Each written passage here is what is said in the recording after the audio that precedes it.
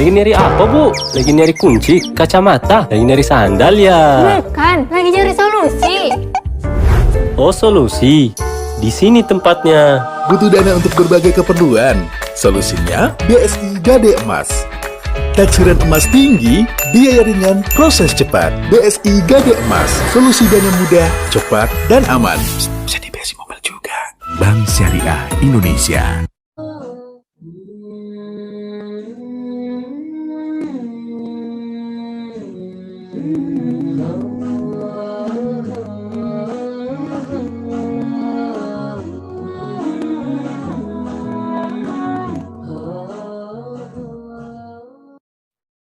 Baik, selanjutnya kita berpindah ke grup berikutnya.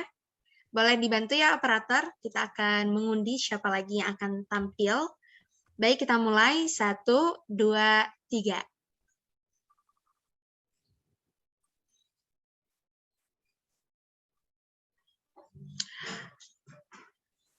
Wah, siapa ini? Reva, tim. Kreva.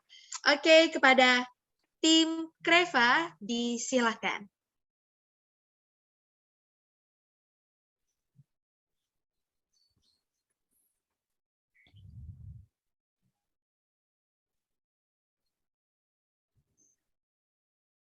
Baik, bismillah, suaranya sudah terdengar. Alhamdulillah, sudah. Assalamualaikum warahmatullahi wabarakatuh. Kepada Dewan Juri yang terhormat dan juga kepada teman-temanku sekalian. Yang pertama, saya persingkat saja gitu kan, karena materi yang akan saya sampaikan juga cukup padat. Mungkin saya agak percepat karena juga sudah di akhir waktu. Oke.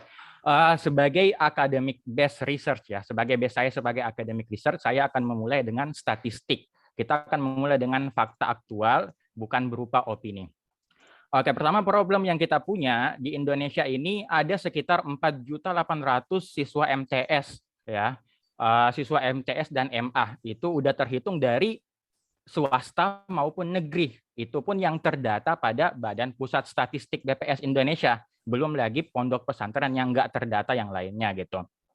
Nah, dari sekian banyaknya siswa MTS dan MA ini, di saat ini terus mengalami kelonjakan penaikannya, apalagi baru-baru ini dari tahun 2019 sampai 2021 terjadi fluktuasi yang sangat besar gitu. Kemudian juga total jumlah sekolah keagamaan baru yang didirikan meningkat seiring waktu gitu.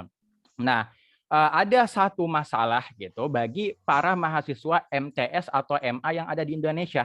Mereka tidak cuma belajar pelajaran umum, tapi mereka juga pelajaran agama gitu. Nah, kalau misalnya kita sekarang ya melihat e-learning umum ya, misalnya kita lihat Ruang Guru, Pahamify, Zenius, dan banyak lagi platform lainnya lah. Kalau kita mau melihat banyak sekali permasalahan yang mereka selesaikan ya, mulai dari perbedaan SDM antar guru, kemudian kurangnya pemerataan kualitas, banyak sekali masalah yang mereka selesaikan sehingga banyak profit yang mereka dapatkan. Tapi misalnya kalau nih ya kita lihat misalnya Bapak Juri ya punya anak yang sekolah di MTS atau di MA gitu. Ketika anak Bapak Juri ini pengen belajar masalah IPA, masalah sains, matematika, gampang banget nyari e-learningnya. Tapi ketika ingin belajar, mau belajar misalnya belajar fikih atau akidah atau sejarah kebudayaan Islam, nggak ada e-learning yang benar-benar ya, walaupun ada sebagian, cuma masih bisa dibilang masih garbage lah, mohon maaf ya, belum ada e-learning yang benar-benar bisa memberikan solusi dari hal tersebut seperti itu. Maka dari itu ya kita memperkenalkan yang namanya Fazli. Fasal artinya kelas tambah Y itu artinya kelasku gitu, tambah-tambahan. Fazli artinya kelasku gitu. Nah, di Fazli ini kita fokusnya kepada siapa? Kepada siswa MA atau MTS yang ingin belajar agama tapi tidak punya platform e-learning buat belajar agama gitu, pelajaran sekolah yang mereka pelajarin gitu. Selain itu kita juga melihat bahwasanya ada masalah lain di mana para siswa SMP atau SMA ketika mereka ingin belajar agama, mereka cuma belajar agama 2 jam sepekan di sekolah mereka. Sangat kurang tentunya gitu kan. Nah, kita juga memfasilitasi buat para pelajar siswa SMP SMA yang ingin belajar agama ini dengan fasili kita gitu. Kemudian juga buat kajian umum dan juga buat bahasa Arab gitu secara umum. Nah, langsung saja bagaimana dengan monetisasinya gitu kan, Fasli. Kita lihat bahwasanya tadi ada sejumlah ada sejumlah 3.400.000 ya, 3.400.000 siswa gitu kan. Kemudian ketika kita lihat, anggaplah kita buat forecast yang paling rendah ya gitu kan. Anggaplah 30% dari ketika kita sudah melakukan marketing, marketing kita itu memberikan impresi sebanyak 30%. Anggaplah kita meminimalisir gitu. Kira-kira dari 100% dari total 4.800.000 siswa ini yang ingin daftar berapa sih? Palingan 10-15%. Itu pun ketika kita hitung sudah 600.000 orang gitu. Nah, ketika kita lihat dari total siswa SMP dan SMA, dari 15 juta siswa SMP SMA, kita berapa persen sih siswa SMP SMA secara umum yang mereka peduli terhadap pelajaran agama? Nggak banyak gitu kan, paling 20% gitu. Kemudian dari 20% itu berapa persen sih yang pengen daftar e-learning gitu? Paling kita ambil paling minimal gitu 3%. 3% dari 15 juta sudah 450.000 gitu. Anggaplah ini dalam artian kita melakukan marketing dengan bagus ya gitu. Nah, kalau ditotalin semuanya bisa sampai 1 juta subscriber gitu. Nah, ketika kita melihat, walaupun nggak seperti Ruang Guru ya yang punya 22 juta subscriber, tapi kalau Fastly ini punya 1 juta subscriber aja, anggaplah dengan kita lihat biaya pembiayaan mereka bayar sekitar 200.000, yang notabene 200.000 ini tergolong rendah ya. Kalau kita lihat dengan ekonomi Indonesia yang naik terus, kemudian apalagi internet yang udah makin mudah diakses, Ruang Guru sendiri itu biaya daftar Ruang Guru 1 juta sampai 1.700.000. Fahamify 300.000 gitu. Kita 200.000 aja gitu, nggak banyak gitu, nggak banyak. Tapi ketika kita melihat dengan 200.000 ini, kita kalikan dengan total 1.100.000 subscriber ini, sudah bisa sampai 220 miliar. Ini dari registration fee aja gitu, dari main revenue kita. Yang notabene kita pakai registration fee itu nggak semuanya gitu kan. Nah, masih ada lagi kita pakai affiliate marketing gitu kan. Kemudian kita ambil advertisement sebagian gitu kan, sponsorship juga seperti itu gitu. Advertisement kita berikan free trial seperti itu. Kemudian dari free trial ini ada advertise-nya, mungkin cuma 1% penghasilannya, nggak banyak dari advertise seperti itu. Kemudian dari mana kita modal yang kita butuhkan dulu ya, sekitar maksimumnya itu 16 miliar ya. Kita butuh modal 16 miliar gitu kan. Mungkin karena waktu yang nggak bisa saya banyak berbicara, modalnya bisa didapat dari investor dan donatur. Investor sendiri dia akan menjadi pemegang saham dan dia mendapatkan dividen, sedangkan donatur memberikan secara sukarela seperti itu. Kemudian ya, ketika kita lihat penghasilan bersihnya itu dikurangin dengan maintenance fee, gaji karyawan dan sebagainya, sewa tempat, biaya server 900 juta per tahun gitu, tambah pajak sekitar 24 miliar pajak, kita masih mendapatkan penghasilan 216 miliar gitu dari modal yang kita keluarkan sekitar 20 miliar gitu. Oke, kita ini aja ya, kita don't be naive aja gitu kan. What do investor want gitu? Apa sih yang investor mau gitu kan? At least investor can believe in you that you can return their money. Why not kayak gitu kan? Selama investor itu nggak peduli ide antum, ide kalian itu sebagus apa gitu kan? Ide kalian itu secemerlang apa, menyelesaikan, memberikan dampak kepada masyarakat apa gitu kan? Investor itu selama mereka bisa mendapatkan kapitalisasi dengan uang mereka, dengan dana yang mereka investasikan kepada kita, mengapa tidak gitu kan, selama mereka percaya kepada kita, berbeda dengan donatur yang memberikan secara sukarela gitu kan. Anggaplah dengan pembagian seperti ini ya, kita cuma butuh 100.000 subscriber yang mendaftar untuk bisa dapat break even point gitu. Dengan 100.000 pendaftar, kita udah dapat balik modal yang 20M tadi gitu. Nah, itu di luar dari kalau kita bisa mengaktualisasi semua marketingnya ya. Dalam marketing kita yang budget marketing kita aja ini sampai 15M ini, kalau bisa benar-benar optimal gitu, bisa dapat sampai 1 juta subscriber. Itu pun minimum 3% dari 100% yang mendaftar gitu kan. Dari total seluruh jumlah siswa gitu. Kita dapat 1 juta subscriber, kita dapat 216M. Ya, seberapa susah sih bagi investor untuk 20M? Mungkin bagi mahasiswa ya agak merasa berat. 20M dapat di mana sih? Saya sendiri sebagai translator ya yang biasa meng-closing antara perusahaan Indonesia dengan perusahaan Turki, Aljazair dan sebagainya gitu kan. Saya mendapatkan bahkan donatur aja nggak usah investor deh. Donatur di Indonesia mau membangun pondok pesantren dengan biaya 33 juta gitu. Mengapa mereka nggak 33 miliar gitu kan membangun pondok pesantren? Mengapa mereka nggak mau mendonaturi kita dengan 16M ini atau 20M ini gitu kan? Apalagi kalau bukan donatur, investor gitu. Seberapa berat sih 20M jika kita target jangkauannya seluruh Indonesia yang bisa return sampai 230% dengan resiko returnnya, dengan tingkat resiko ini B1 ya, high risk high return gitu. Karena kita tahu bahwasanya perusahaan baru kan gitu kan, perusahaan gorengan lah, kita bukan perusahaan blue chip yang udah stabil gitu kan, tapi dari perusahaan gorengan yang baru dibuat, kita ini punya resiko tinggi, tapi donatur ingin resiko tinggi ini bisa kembali dengan resiko yang lebih banyak sampai 230% gitu. Itu total dari pendapatan tahunan, belum lagi per tahun bakal meningkat terus ya, karena budget marketing kita bakal kita perbanyak seperti itu. Kemudian dengan peningkat per tahun ini dengan internet yang makin mudah dan banyak target marketing, kita bisa mendapatkan network sampai 2,1 triliun, yang dimana kita akan jadikan sejumlah 2 triliun stock paper ya, yang dimana satu stok itu akan seharga 100.000 rupiah, dan kalau kita beli 100.000 rupiah. Mungkin itu saja, karena terbatasnya waktu ya, jadi nggak bisa memperbanyak ya. Mungkin perbedaan kita dari yang lain adalah sebagai closing statement bahwasanya kami ini ya, saya meninjau di sini bahwasanya Bapak Juri sebagai orang yang memiliki paham agama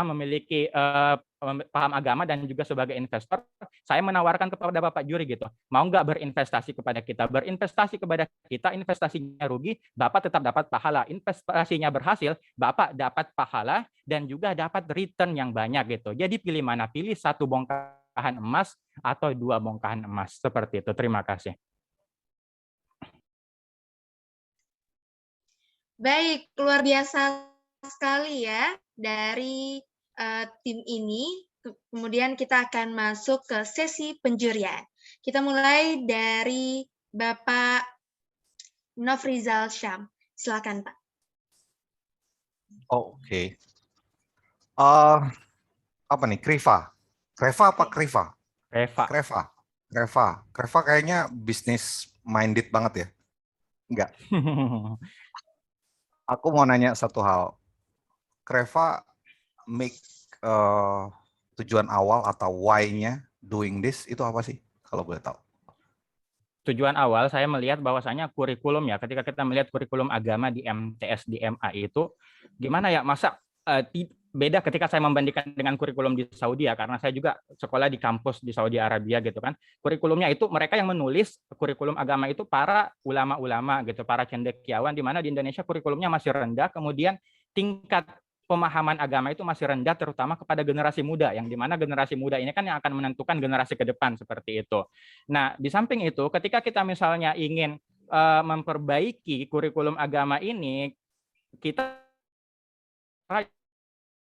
win gitu. Jadi gimana nih?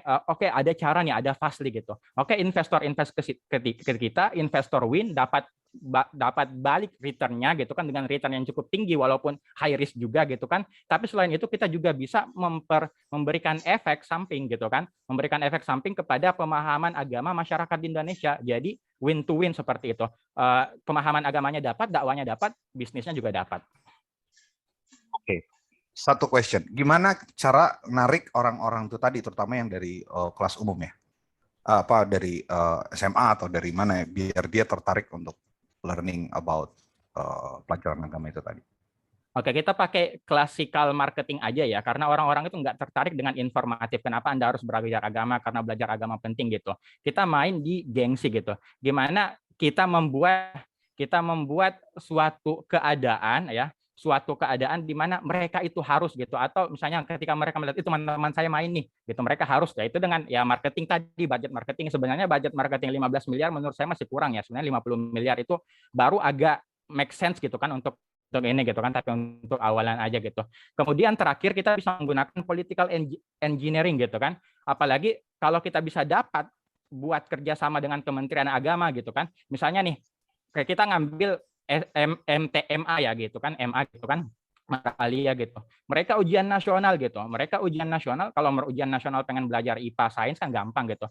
Ujian nasional jurusan keagamaan apa? Hadis, tafsir, sama fikih gitu kan. Ya udah gitu kan, mereka wajib ujian nasional gitu kan. Terlebih lagi mereka juga butuh untuk lanjut ke kampus-kampus yang berbasis agama, misalnya UIN Syarif Hidayatullah dan lain-lain, mereka butuh keahlian agama. Ya udah, mau gimana lagi, berat nggak sih mereka ngeluarin 200.000 gitu kan buat dapat timbal balik itu. Apalagi kalau kita bisa bekerja sama dengan para pejabat di Kementerian Agama untuk mewajibkan, bisa menjadi monopoli seperti itu ya, seperti itu. Sebagaimana kita lihat banyak pejabat yang melakukan investasi, banyak pebisnis yang melakukan investasi kampanye ke pejabat buat apa? Buat dapat tadi polisinya gitu kan. Kebijakan dari pemerintah. Ketika kita dapat kebijakan pemerintah, sudah kita bisa menang daripada saingan yang lain. Oke, terima kasih. Cukup dari Sama-sama. saya. Oke, terima kasih Bapak. Selanjutnya kepada Bapak Jamaluddin Fikri, disilakan. Oke, terima kasih tim Kreva. Ya, menarik idenya. Fokusnya juga yang udah ada gitu ya. Dari segi teknis udah lumayan, code-nya pakai Vue.js sama ada backend-nya juga. Kalau yang kurang dari sisi code. Terus kalau pertanyaanku simple aja, kalau misalkan suatu saat pemain besar tiba-tiba ngelirik pasar ini, terus juga kerjasama sama ulama-ulama gitu buat bikin kurikulum gitu, terus yang bakalan tim kalian lakuin itu apa gitu? Oke, baik. Yang pertama sudah jelas memetakan gitu. Kemudian mungkin Bapak Jur yang kurang ketahui, di masalah bagian agama ini kita agak terkotak-kotakan gitu kan. Kita berusaha untuk berpihak netral ya, walaupun sebenarnya dalam sisi akademis penetralan itu masih dipertanyakan gitu kan. Nah, kalau seandainya mereka mengambil ulama potensial gitu kan, ini nih saya sebagai brand saya ulama ini gitu. Mereka orang-orang yang ada di circle yang lain otomatis bakal ngelirik, itu kan ulamanya dia gitu kan, kita ngapain ikut-ikut gitu. Jadi kita ini lebih fokus ke netral aja deh, kita ngajar umum-umum gitu kan. Kemudian bagaimana kita mengantisipasi ada pesaing lain yang lebih besar, kita harus mengambil ya di itu polisinya gitu kan, kebijakan. Kita harus mengambil Kementerian Agama yang harus kita pegang dulu kayak gitu kan. Kalau misalnya Kementerian Agama, misalkan kita lihat nih Kementerian Agama siapa sih, lulusan Al-Azhar Mesir gitu kan, orang-orang gitu kan, kita dapetin dulu gitu potensial figur dalam hal itu gitu. Ketika Kementerian Agama bisa kita pegang ya, walaupun ada yang lain kita bisa mensecure tempat kita ya, mensecure kita.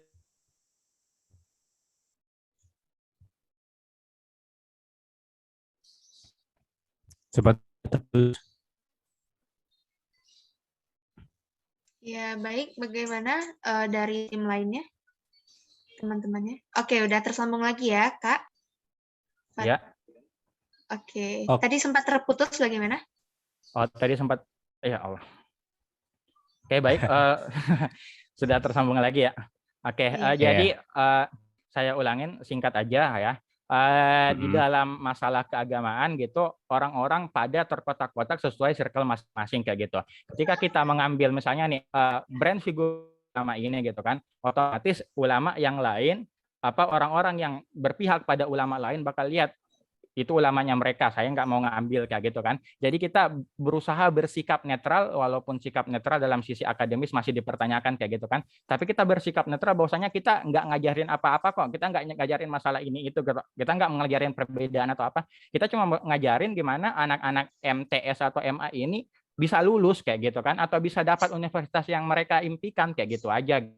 Nah, kemudian intinya adalah bagaimana kita bisa memenangkan political engineering-nya, bagaimana kita bisa mengambil Kemenak atau Kementerian Agama gitu kan berada di sisi pihak kita gitu. Ketika kita bisa melakukan political engineering dengan polisi dari Kemenak, kebijakan dari Kemenak dengan kebijakan bisnis kita, walaupun ada pesaing-pesaing lain, mereka bakal kesulitan untuk melawan kita ketika kita sudah punya backingan yang kuat seperti itu. Untuk mensecure-nya lebih ke secure potensial instantion kayak gitu. Oke, baik. Terima kasih. Waktunya sudah habis ya untuk tim Kreva.